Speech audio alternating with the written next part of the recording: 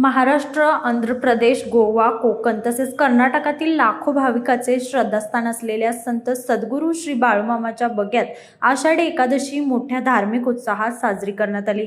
संत बाळूमामाचे एकूण 19 बग्गे असून या सर्व बग्यामध्ये विविध धार्मिक आणि सांस्कृतिक कार्यक्रमाचे आयोजन करण्यात आले।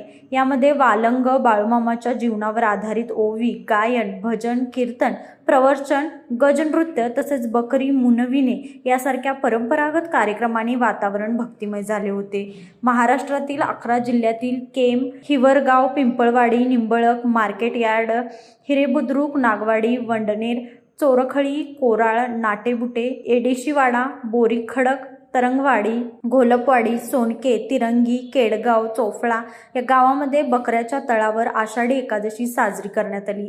विशेष आकर्षण म्हणजे बग्गा क्रमांक 13 बोरी भडक येथे हेलिकॉप्टरमधून पुष्पवृष्टी करण्यात आली।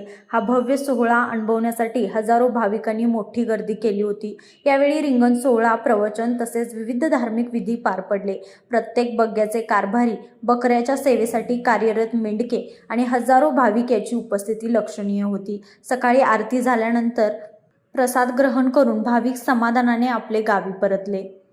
लाईव्ह मराठीसाठी मुरगुडहून सर्जेराव भाट।